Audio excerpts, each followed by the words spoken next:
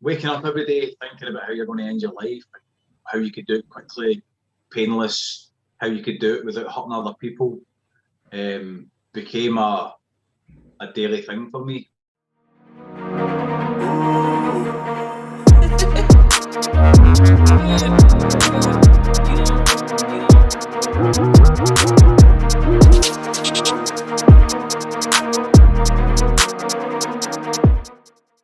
Welcome to another episode of the Talk Your Talk podcast. I'm your host, Namdi, as always. Today we're joined by Joel. How are we, man? Good to be back. We've also got a special guest today from the Opinionated podcast, the host of the Opinionated podcast, Terja. How you doing? Hi, nice to be here. And then we are very, very lucky to have a special guest all the way from Scotland, a professional for 13 years. It was a pleasure to have your time, Mr. David Cox. Nice to meet you guys. How you doing? Yeah, we're good. Thank you for coming on. Good to have you on, man. Thanks for coming on. So, as Namdi's just mentioned, a professional for 13 years. And boys like us, me and Namdi, a lot of us grow up wanting to be footballers. I just want to know what it was that made you fall in love with football. I think just being a typical young boy, that's kind of what most youngsters aspire to be these days, you know what I mean? And I was no different to the rest of them, so obviously getting involved at a young age and just seemed to be something that I was not bad at, so stuck at it and eventually managed to get myself into youth level football and took it from there. What age was it that you realised you could actually take this to a good level then? Because you've just mentioned you got to youth level. When was it that you actually realised I could maybe make a job out of this when I'm older? Probably when I was around about 15. I was playing with Kilmarnock at the time, and for the age of 15 I'd been playing some reserve games, getting involved in a lot of that kind of stuff and been playing well in them, so it was good to mix it with the kind of the older, most senior players and stuff like that, and knowing that you were still doing a job and putting in performances. So I always thought by a young age, you know what I mean, I felt like I was been good enough to make something of it.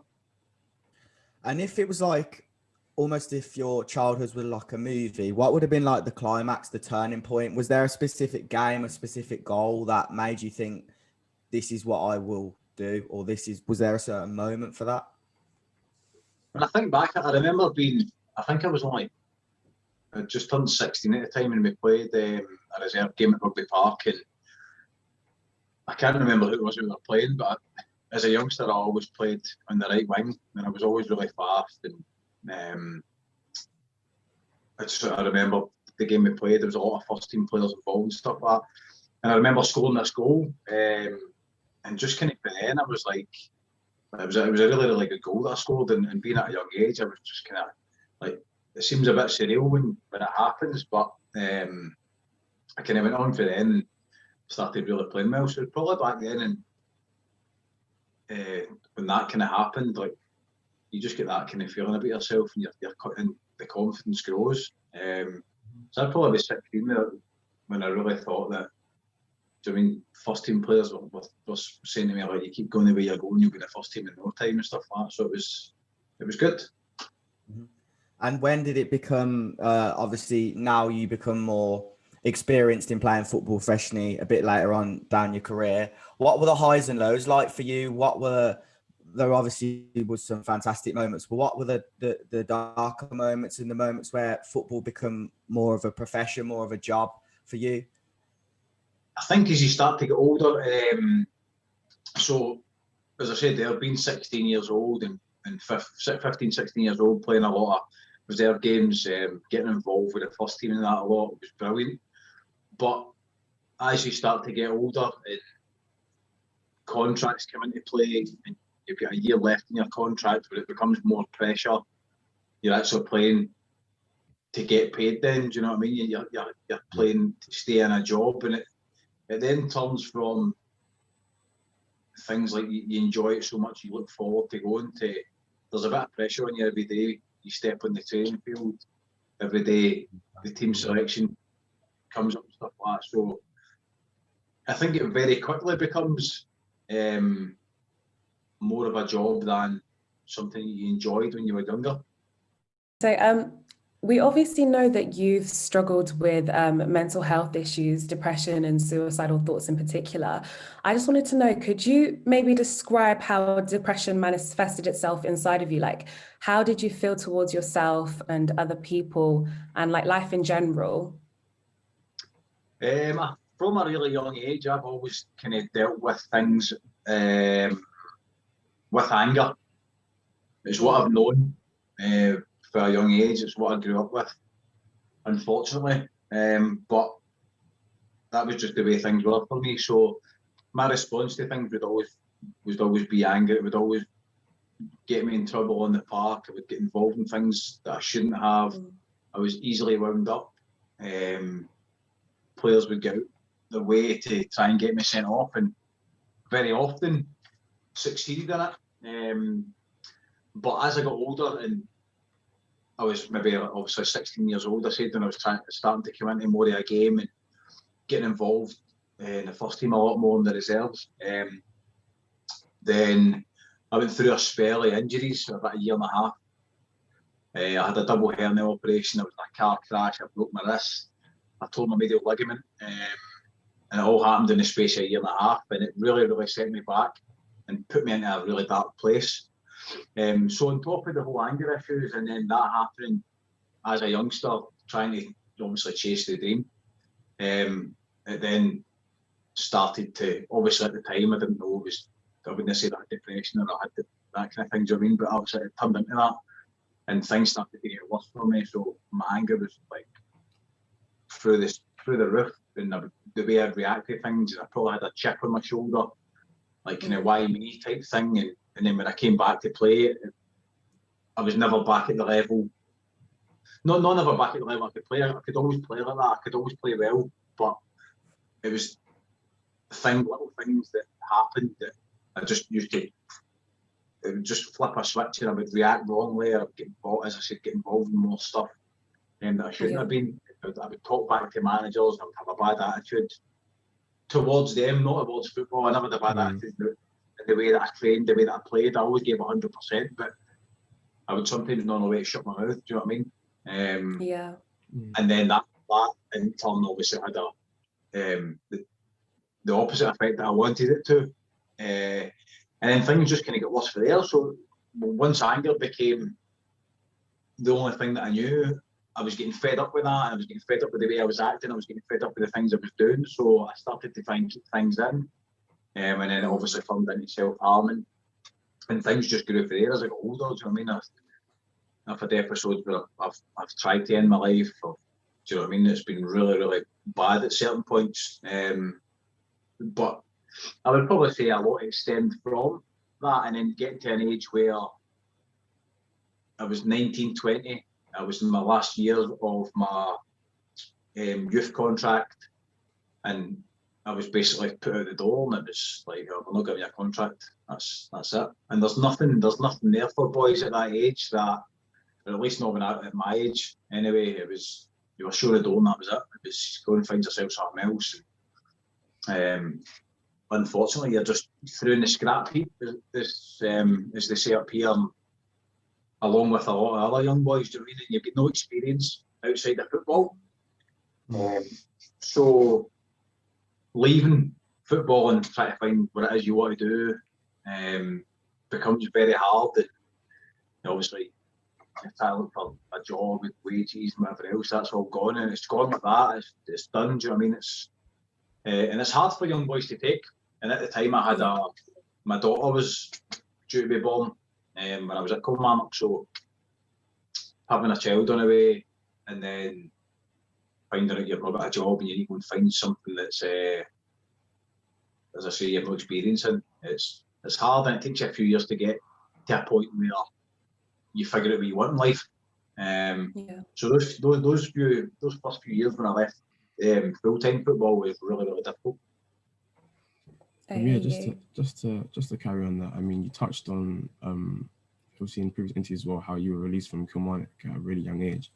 I remember when I was hearing that story, it reminded me a lot of the tragic story of Jeremy Wisten, the Manchester City player who unfortunately killed himself in October 2020. And I just wanted to touch on that. If you think that, I know that you said how it felt losing your job, having a daughter on the way, and how much that must have hit. Do you think there's enough being done for young footballers that have been, released from in their youth contract or before they can go pro? Do you think there's enough being done by these academies to help them sustain? Because this can, it's clear to see the mental health impact that it had on you when you were released. Yeah. I don't, for what I know from my age, there wasn't enough done. And in football, unfortunately, you're told a lot of things that you want to hear, but not necessarily things that are going to happen. Which again, is just to keep you sweet. And that's the other side of football that people don't see. It's very cutthroat. There's a lot of, I don't want to be like, there's a lot of backstabbing and stuff like that. Do you know what I mean? There's all that kind of thing. And if your face doesn't fit, there's a lot of that goes on as well, which is, it's hard, and it's not how it should be. It's not like any other job where it's inclusive and we need to think about keeping everybody happy type thing, and if something's done in terms of people's mental health, it's dealt with totally different in football than it is in any other workplace. Do you know what I mean? The things you need to hear as a footballer from fans, from other players, the way you get spoken to by managers and stuff like that as well, it's very hard. But as I say, I don't know, as far as I'm aware right now, there's not a lot of things that are put in place for youngsters who are released and who might struggle with mental health issues because of that. Do you know what I mean? As I say, it was very difficult for me. There was nothing there for me. I was told by the manager that this team will come and watch you, and that team will come and watch you in your remaining games and stuff like that. And it was just to keep me from opening my mouth or going back and saying what's happening. It was just keep you sweet. And once a contract's done, you're out the door. They don't need to answer to you again. Do you know what I mean? That's it. And unfortunately, that's just the way football is sometimes. You'll not hear a lot of people kind of speaking about it like that. And a lot of people will not tell you how it is, but it can be a very lonely and horrible place to be in. Yeah. Thank you for that. So you said that as you got older, you obviously started, your mental health deteriorated even more, and you started self-harming, etc. And you also wanted to take your own life. I wanted to know, what during those times, would you be able to describe what was going through your mind when you were doing those things to yourself? Do you remember like how you felt during that time? I remember it like it was yesterday. Yeah. It's the single most horrible feeling you could ever imagine, and I wouldn't wish it on my worst enemy. Waking up every day thinking about how you're going to end your life, how you could do it quickly, painless, how you could do it without hurting other people, became a daily thing for me. And there's no other way. It's hard to describe. It's hard for me to put it across in a way that people understand, because they'll never understand unless you go through something like that yourself. And when I speak about things like this, and people are like, but what about this person and what about that person? And like, you'll hear people say, what have you got to be depressed about? Like, these people have got this going on with them or that going on with them. It's not about that. It's about the person and what's going on in their life at that time, and is it the worst thing that's ever happened to them? Because it doesn't matter what situation it is for each person. If it's the worst they've ever felt, you're never going to change that for them. Do you know what I mean? It's going to be the worst they've felt. So nothing's going to bring them round, or nothing's going to help them in terms of saying, well, you could be worse. Because for them, they can't be worse. For them, it's the worst they've ever felt, and they can't imagine anything beyond that. And that's how I felt a lot of the time. So it's very hard to describe how you felt when being in a position of thinking about suicide every day and stuff like that as well. And a lot of people don't get it, and they'll never get it unless they experience it themselves. Do you know what I mean? And I think that's the hard thing as well, because people who haven't experienced it then look upon it as, oh, how can life be that bad? Do you know what I mean? But unfortunately, it's something that you probably have to experience yourself to get a right in-depth kind of feelings about it, and how other people have felt in their life. Do you know what I mean? Yeah, no, I totally get you. It's like the same as obviously when someone is experiencing a physical pain, you can kind of gauge what they're going through. But obviously with a mental Yeah. pain, it's no one will ever feel the way that you have felt. So I totally understand that. 100%. So to move on to your reaction. So reaction after you've been, after you've been, you come public with your issues and I wanted to ask about the reaction. I remember you spoke in previous interviews about how people have like rival fans, rival players, coaches, managers, staff had reacted to you when you came on, and some of the abuse you received was viral. I just wanted to ask what sort of things were said to you and how those made you feel. I think the first time when I done my story in the paper, I was playing for Peterhead at the time, and I remember having a conversation with my manager. It was Jim McInally at the time, who had been absolutely fantastic for me at that time in my life. And to be honest, if it wasn't for him and Stuart Lovell, who was part of the PFA, there's a good chance that I might not be here. So they were great for me, but it was them I kind of spoke to, more Jim McInally at the time, and he said, "What about coming like public with it? Do you think it would help you? Do you think if more people knew the things that were going on for you, that it would stop the?" I suppose people would look at it in a different way in terms of you're just the angry wee guy who wants to get involved in all sorts of stuff in the park and whatever else. Because I was always called a Ned, I was called do you know what I mean? I was this and I was that, and horrible things even before I done my story in the paper. And that's part and parcel of football. Whether it's right or it's wrong, that's part and parcel of it, right? But so I decided that it might be a good idea to come and be public with it. Plus, it would help people who might be struggling themselves to come out and try and get, well, if somebody who's playing football and could be in the public eye to some extent, and I'm not saying that I'm a big footballer, but do you know what I mean? But if it can help somebody else, then by all means, I've kind of done what I need to do there. And the initial response I got was unbelievable. It was amazing. So much support for the club. But you're always going to get the people who are going to be negative about it. And these are the people I was saying beforehand, like they've never understood it. They've never had to deal with anybody in their family who's died through suicide or been through mental health problems or had to deal with that kind of stuff. Do you know what I mean? So they don't get it, and they're ignorant to the fact that what people go through. And you get, as I say, you get people who just like to be abusive. We've all done and said and done things in our life that we regret or that we know we shouldn't have done or said, do you know what I mean? But when it comes to things like that, it's a bit close to home. And I've always said, for me, it's just as bad as being racist. Do you know what I mean? You wouldn't get away with that in any sort of workplace or anything else.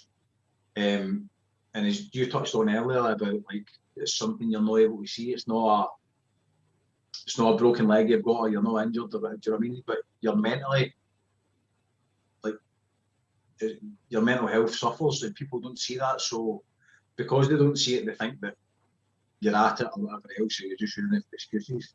But I did get the odd person here and there who was quite horrible about things and on kind of online stuff and that. And then as I kind of got older, like people knew my story a bit when we played. Players did say things to me. Assistant managers have said things to me, managers have said things to me, and fans have obviously said things to me as well. Do you know what I mean? And then, but this is what happens. You play a game, and people don't hear what happens on the park. They just see my reaction. Do you know what I mean? And as I said, I'm not an angel when I'm playing football. I like to wind people up. I like to get stuck in. I'm rough. That's just my game. And I wind people up as well. I'll call people names and stuff, but I don't go to the extent where I would never talk about somebody's mental health. I'd never be racist. But as I say, players get on each other for whatever else. But fans and managers don't hear things that happen on the park, so they just see my reaction. And I get a name about myself for the person who's always getting involved in stuff. And it's hard that way as well, because 9 times out of 10, when something happens in the park, the first person to look at me if I'm playing. Do you know what I mean? And there's been times where I've been sent off and it's had nothing to do with me. So it's hard in that sense. And again, obviously hearing it from fellow professionals makes it a bit harder as well, because I've then had to go and actually play in the same team as somebody who said something to me in the park a couple of years prior. So it is difficult, but I always look at it on the other side where I think, like, it says more about them than it does about me. And that's the kind of way I keep myself going with that. But it did get to a point a few years ago where I was, well, last year, the year before, where I was going to chuck it. And I've not played football in 6 months, for other reasons as well, through the mental health kind of stuff. So I left Cowden Beef last year. I've not played football for 6 months. And, I've no team to go. I'm hoping to go back to play soon, but it's been difficult, especially the past year, leaving a club when you've not wanted as well through a lot of these kind of things. So, but I'm hoping to go back to it soon. So we'll see what happens. Does it help you when other footballers, sports stars come out and talk about their stories? Like Danny Rose has come out and said, you know, it's not all that. Tyson Fury obviously has famously said the serious mental health issues he's had as well. Seeing people like that come out with obviously a different level of fame, but some people who are sports stars, does that help you, you know, being relatable and going through the same things? The way I look at it is that there's so many people out there, like more than you can imagine, that's been through the same thing. But there's only so many who's going to come out and speak about it and be honest about it, because there's still that stigma surrounding mental health issues that it makes you look weak, or it makes you look inferior to other people and stuff like that. And that's not the case. Do you know what I mean? You've got something that's not your fault. Do you know what I mean? But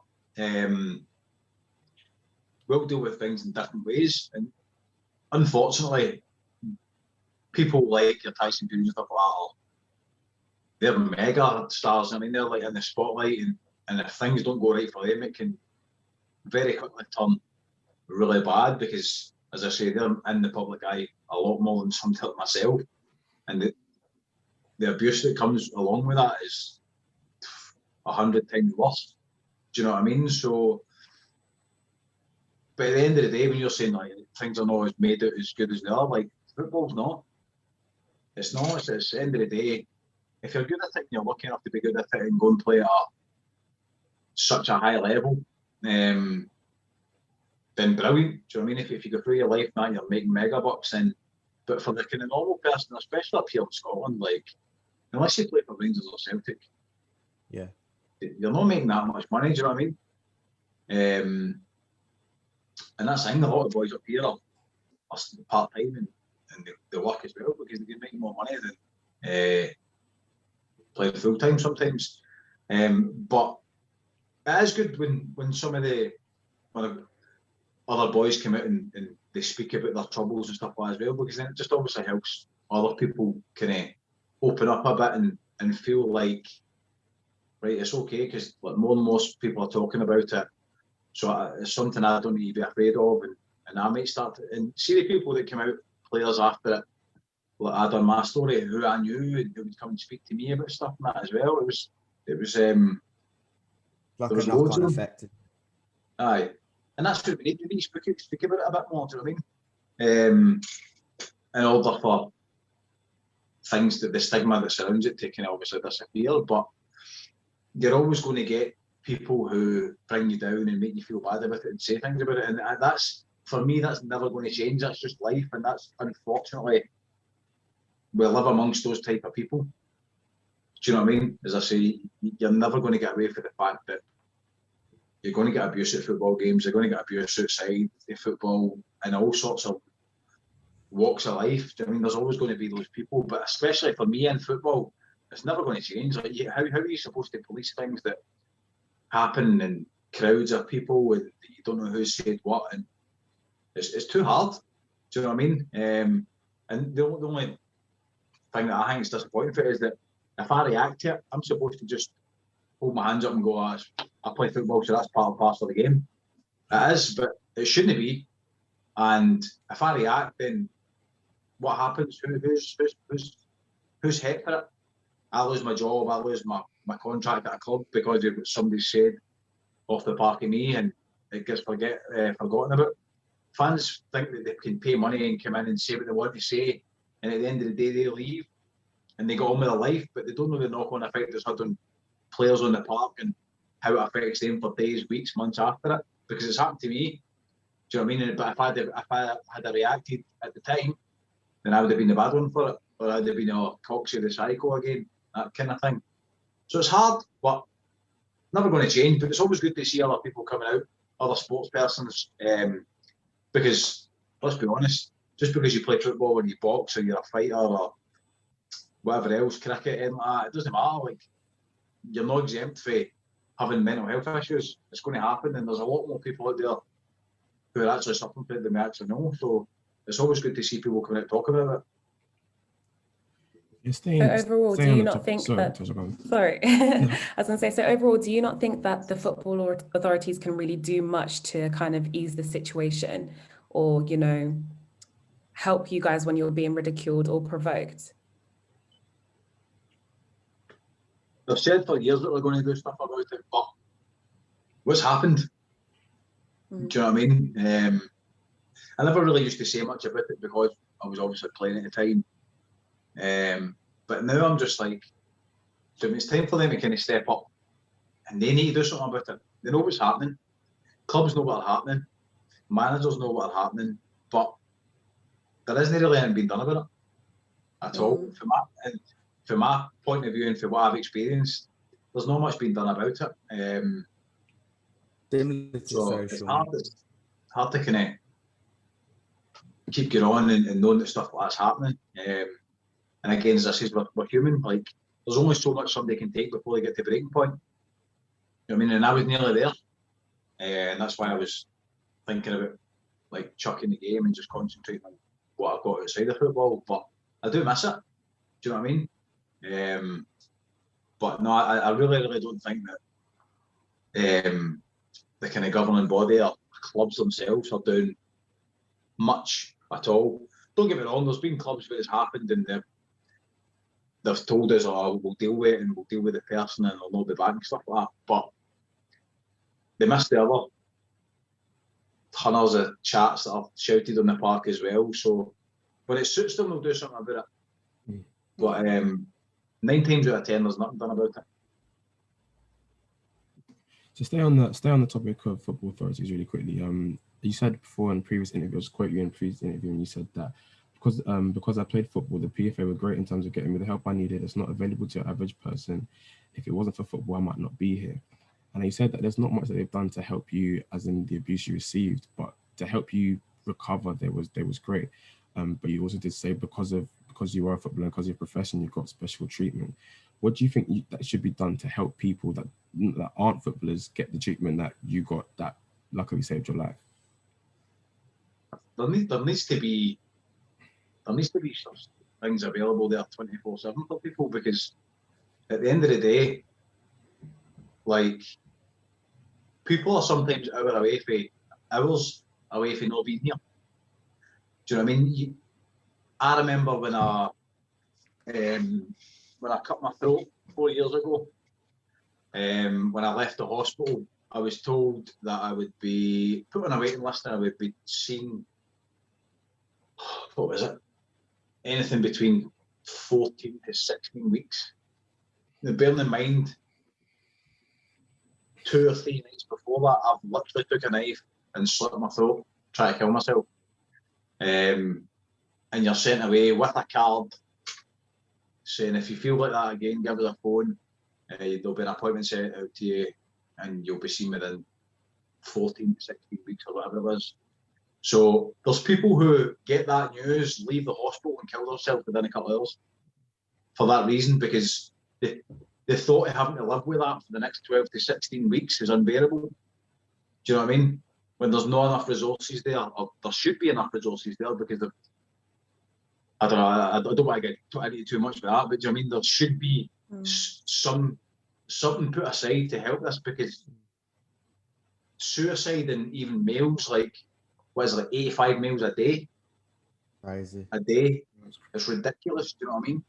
And it's worse amongst males, but it's only going to get worse. And see, after this last year, the lockdown, like, there's it's going to be unbelievable this next year. This year coming is going to be so bad. See when people need to go back to work, see when people need to go back into, when furlough ends, when they need to go and find another job, it's just going to, there's going to be so much depression, it's going to be unreal. And obviously lockdown doesn't help that itself, but there's nothing out there. Everybody that had something in place before lockdown is now subjected to doing it over a phone or over a Zoom call, which is, that's not good for them. Do you know what I mean? If somebody says to me, like, you pick up the phone, do a Zoom call, and we'll talk about stuff, like the last thing I like to do is sit on a phone and tell somebody how I'm feeling and whatever else, because it's not this. It's just not the same. You can't work on the same kind of things. If I'm that close to suicide, like, I'm not going to tell somebody that over the phone. But you might be like going out with somebody in a one-to-one conversation. Do you know what I mean? But there's definitely there's not enough out there for your normal person. And I'm lucky when I said that in the paper. I am very, very fortunate at the fact that even as a lower league player, I get access to things at the drop of a hat that other people don't. And I think that's very unfortunate, because every sort of workplace should have the same type of thing. Not just football, not just because you play football. Do you know what I mean? There should be something like that in every workplace and out with it for the NHS or whatever else. And I understand that there's not many, the resources and things like that there, but they need to come up with something, because it's just not good enough. So we all know that mental health is very stigmatized for men in general. A lot of them may feel like they're being made fun of for being too emotional, or like they're too afraid to seek help because they don't want to get ridiculed or made fun of for what they're going through. Did these kind of things go through your mind when you were contemplating, coming out about how you truly feel? Yeah, I was embarrassed to talk about what it was I was going through and how I was feeling and stuff like that. And it took me a good few years to eventually kind of start speaking to people, and I think a lot of it as well is about finding the right kind of person and somebody that understands, or at least wants to understand, and help you, obviously. I used to see a lot of kind of CPNs up here, and it never clicked for me. Do you know what I mean? I just kind of felt like I was just another number coming in and out of the health centre and whatever else and speaking about it. And so it took me a few times to kind of a few people to talk to and meet till I was then confident enough to actually start speaking about it. But I was really, really nervous about talking about it. I didn't want people to obviously look down on me or think that I was weak. As I say, I was brought up to be tough and be a man's man type thing, and do you know what I mean? That just wasn't me. So it was really, really hard, and I think that's probably the hardest thing for people, is initially the first initial chat they have about, like, I'm struggling, and admitting that. Do you know what I mean? It's really, really hard, and sometimes it takes, it's a lot of people kind of trying to drag it out of you a bit. Do you know what I mean? So it's really difficult, and I thought about that a lot. Yeah. Did it take you, like, how did you decide, like, this is the right person, like, they're gonna help me, or they're gonna make me feel better about this situation? I just think it's somebody you feel you can just relax in front of. It was somebody that I never knew. The PFA got me in touch with Stuart Lovell, used to phone me every day, and he was like, right, we found somebody we can go and see, would you want to go and speak to them? I'm like, I'll try with anything. So I went and seen this woman called Kathy in Glasgow, and she was a counsellor. So it was just everything was done in her house and stuff like that. It was just dead relaxed. I wasn't having to go in and sit in a health centre and people wondering why I was there or anything like that. Do you know what I mean? So she made me feel really comfortable, really relaxed about things. We'd sit and have a cup of tea, and we would just start with a normal chat.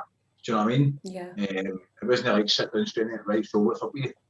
Like, it was nothing like that. It was just, and eventually, like, people are good at bringing stuff out of people. Do you know what I mean? So I think that really worked for me, and just kind of kept it going for there. So after I'd kind of been seeing her for a while, and eventually, what we do a lot of the time is we go and see people, or we take things for a while that makes us feel better for so long, and then we think we don't need it anymore, so we stop it because we feel good.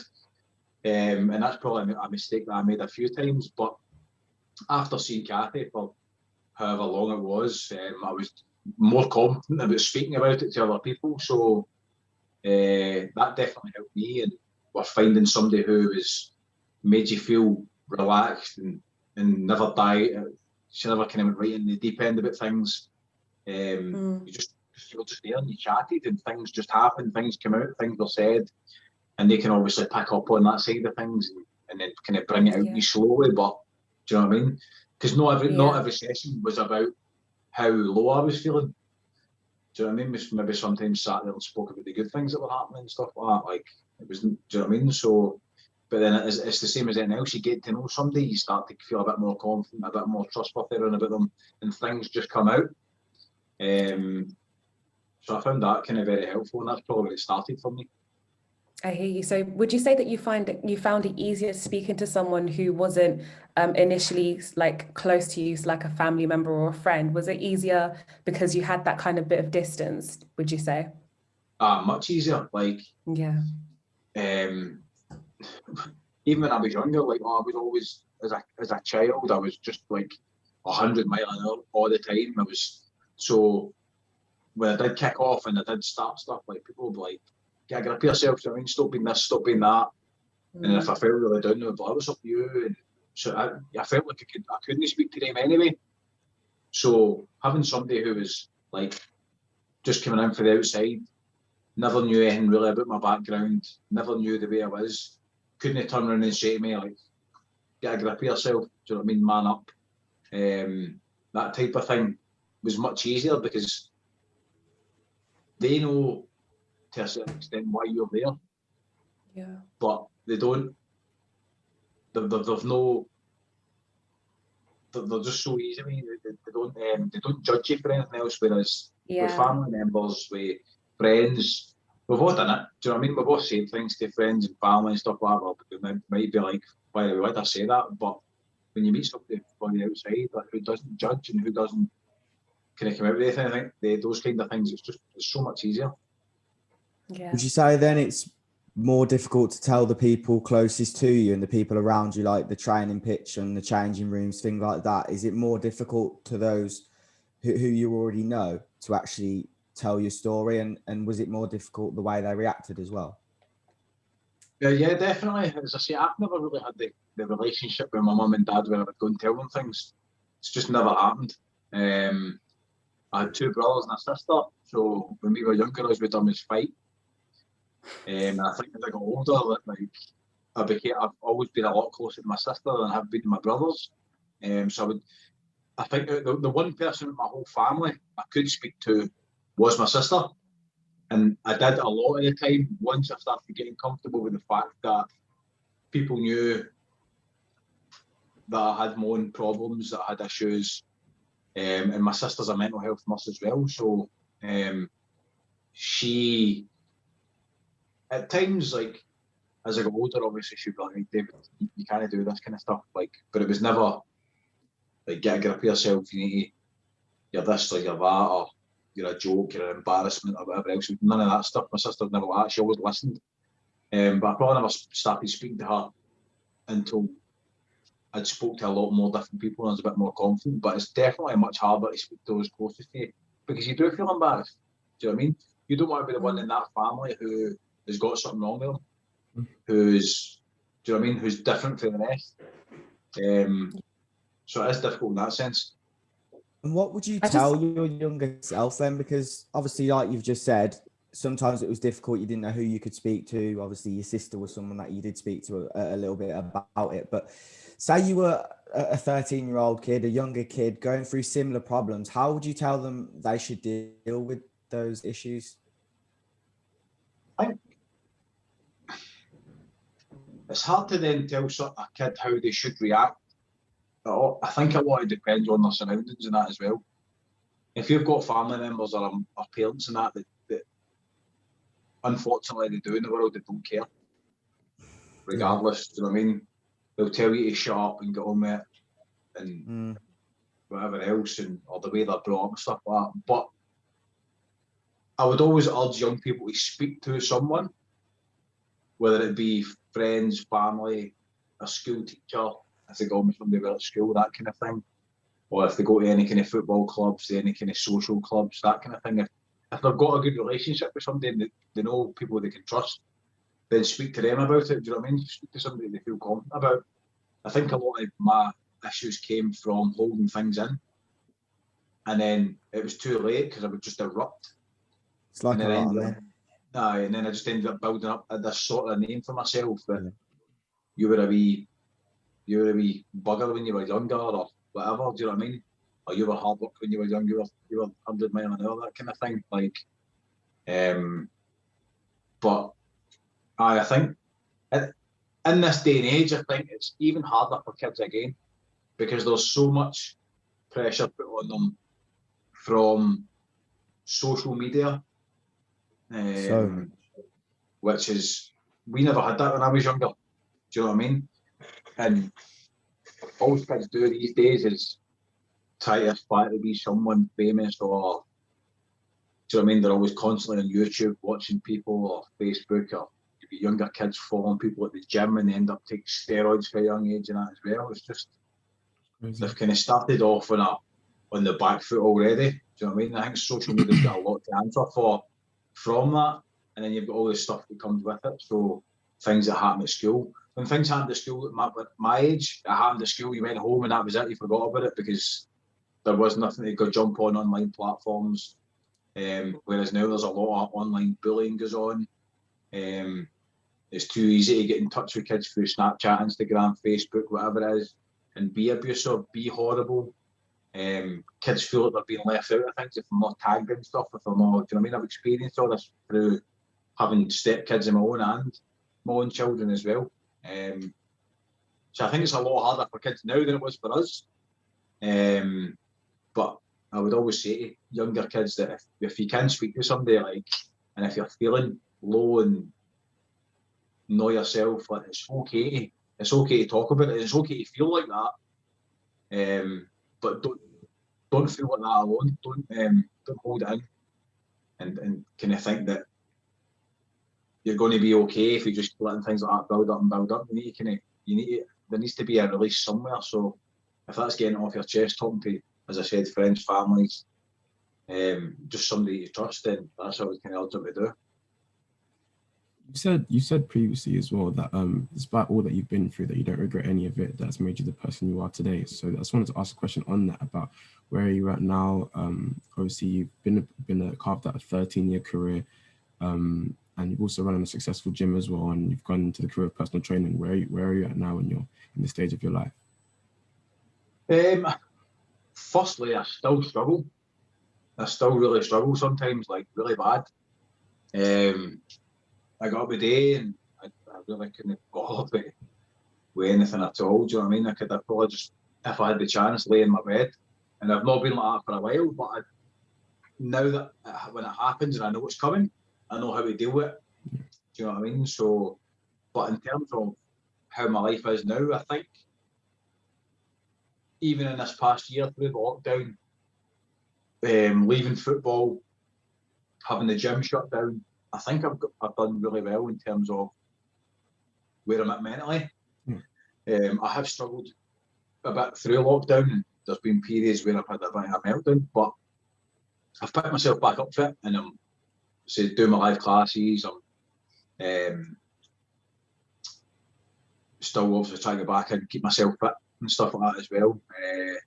I try and do a lot of stuff on Instagram where I'm like pushing out workouts and try to teach people different things and stuff like that as well, which is something that I want to do and kind of grow online in terms of Instagram stuff. But I'm in a much different place when I first was, but there's never an end in sight. I can always improve, I can always get better with things, I can always deal with things better.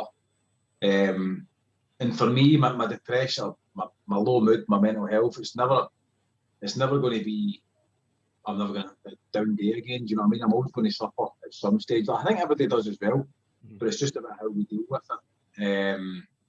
And as I say, it's took me by a young age, 14, 15, and I'm still learning now. I'm still figuring things out. Do you know what I mean? And that's just life. That's how it's always going to be for me, and that's how it's always going to be for everybody else. You know what I mean? You can either sit back and let it take a hold of you, or you can get up and do something about it. And I think that's me saying that. Some people might look at that and think, well, if you're feeling so low, like, and you can't do anything about it, then I get that. I've been there. Like, I thought there was no way out at all. And if somebody says to me, like, things will get better, do you know what I mean? Like, that was the last thing you wanted to hear. But see, at the end of the day, for me, I know now that the only person that could have got me out of where I was me. Do you know what I mean? Getting out my own thoughts and stuff like that. And that might be by getting a little push from someone, getting a little bit of help for someone. But at the end of the day, if you don't want to help yourself, you'll never succeed with that. I went through such a long time, and I'm fed up of feeling the way I was feeling, fed up of cutting myself, fed up of taking overdoses or trying to hang myself or cutting my throat, to a stage where it's like, right, how am I going to fix this? How am I going to deal with it when it happens next time? Do you know what I mean? Because ultimately, nobody's coming to pull me out of it. I'll have support there. There'll always be support there. But at the end of the day, if you live in that, you're never going to come out the other end. And that can be hard for a lot of people to hear. But once they've been through that and they get to the other end, they'll know themselves that that's how it is. But that doesn't take away from the fact that we need to be mindful, and we need to be there to give a hand to people who are in that situation, and they're going to need that little push or that wee nudge forward to pick them up here and there. But I'm definitely the night and day compared to where I used to be. Love Yeah, that. no, it's honestly so good to hear that, and I do agree that it's good that we just, continue to ask our friends to do a check up on them, because you do never know what you're going through. Just to end on a bit of a lighter topic, so I'm sure you do keep up to date with your Scottish football. I wanted to ask what you think of, the current SPL season with Jarrah's domination and Celtics. What do you think of that so far? Listen, it's been Celtic for the last 9 years. Yeah. Do you know what I mean? It was going to happen sometime. Unfortunately for Celtic fans, it's happened in the 10 in a row year. But I'm not a Celtic fan. I like Celtic better than I do Rangers, so it's a bit gutting. But that's football. Everybody's out to win. And Rangers this year have been unbelievable.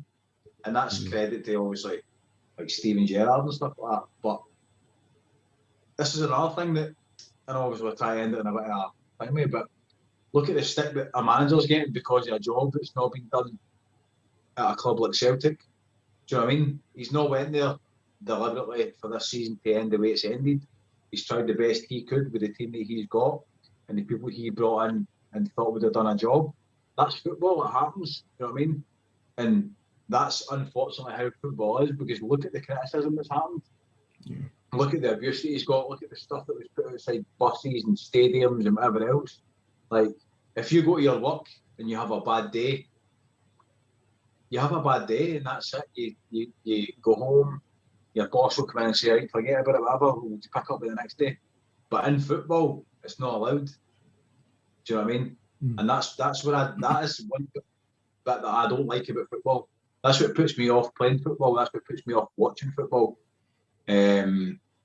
Is your normal person that goes and works a 9-to-5 job, or they do whatever they do and they go to a game and they support a team, and because they're not getting their own way, they personally attack somebody. One person, one manager who's unfortunately been Neil Lennon, and look at the stuff that he's had to deal with years before.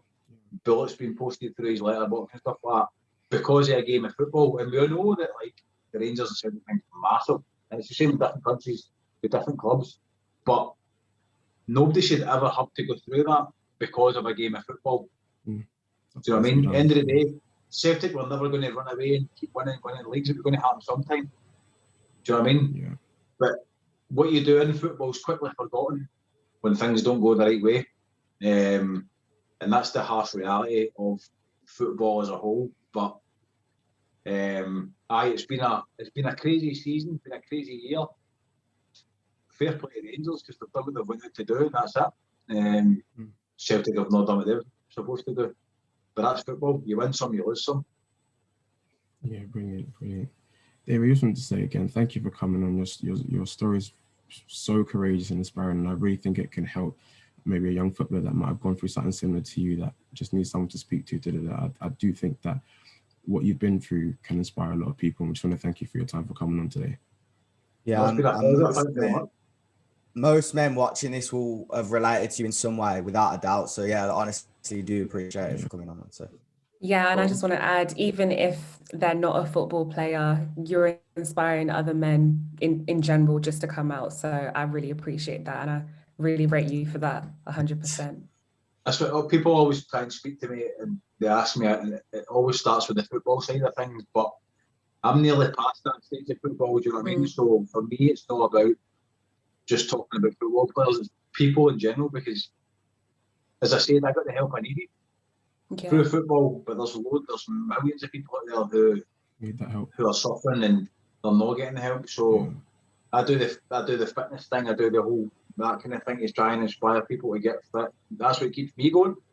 And if people can look up to me in a way like outside of football, then that'd be amazing, do you know what I mean? But more focus needs to be done on everyone as a whole as opposed to just sports professionals. Yeah, 100%. On that note, there'll be the NHS and Samaritan's helpline in the description for anyone else that might be watching this that might need someone to speak to. Also, the links to Terj's podcast, the P-Net podcast, will be in the description below. David will be praying for you. We'll be hope you have a good end to your career and good luck with the personal training and the gym as well. We hope it all goes smoothly. And again, thank you for coming on. No problem at all. Thanks, guys. Thank you. Yeah, appreciate